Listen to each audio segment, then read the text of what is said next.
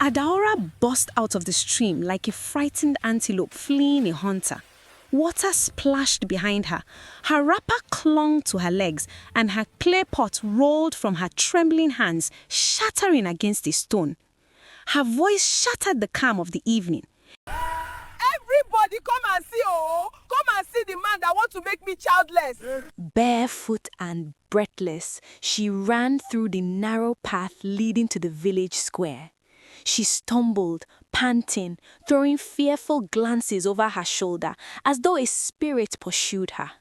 Birds scattered from their branches, goats bleated and leapt aside. Even the wind seemed to pause.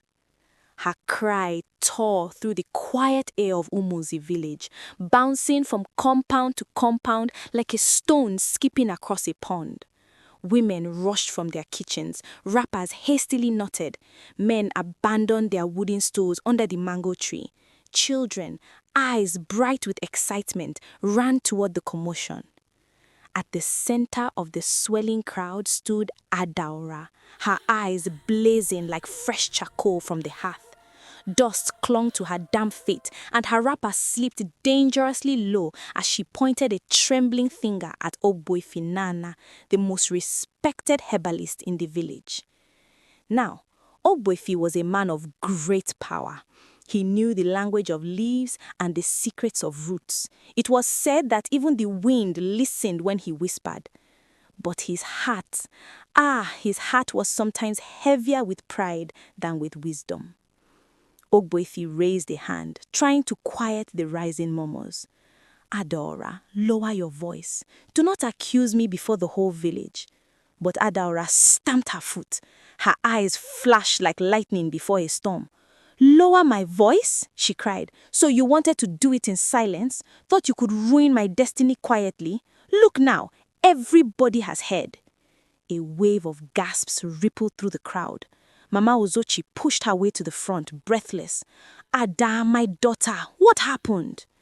Adaora gulped air, steadying her shaking hands. I went to the stream to fetch water. As I bent to rinse my pot, I heard someone chanting behind me. When I turned, I saw Ogbuefi pouring something black into the water and calling my name. My name! He wants to spoil my womb!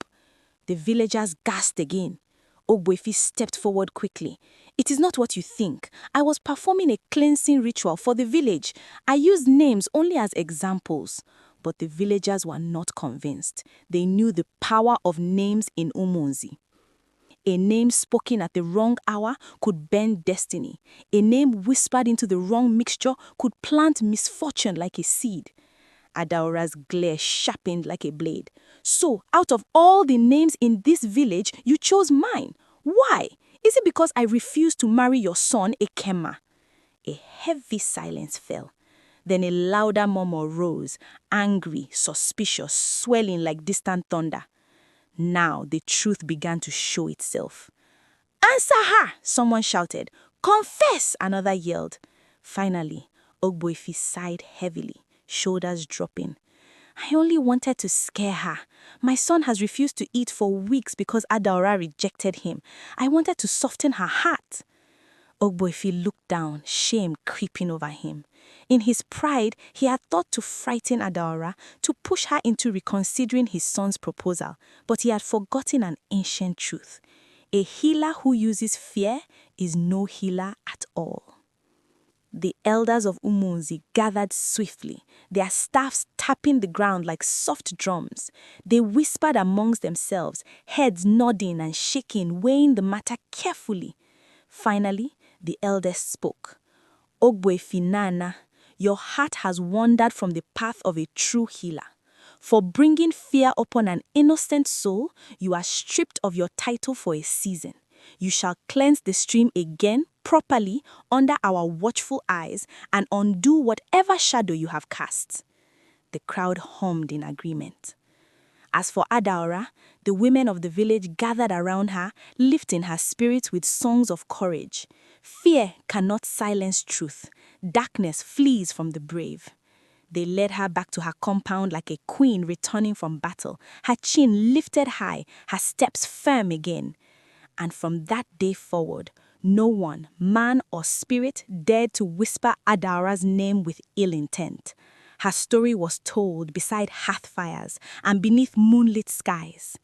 When a voice cries out for justice, the whole village must listen.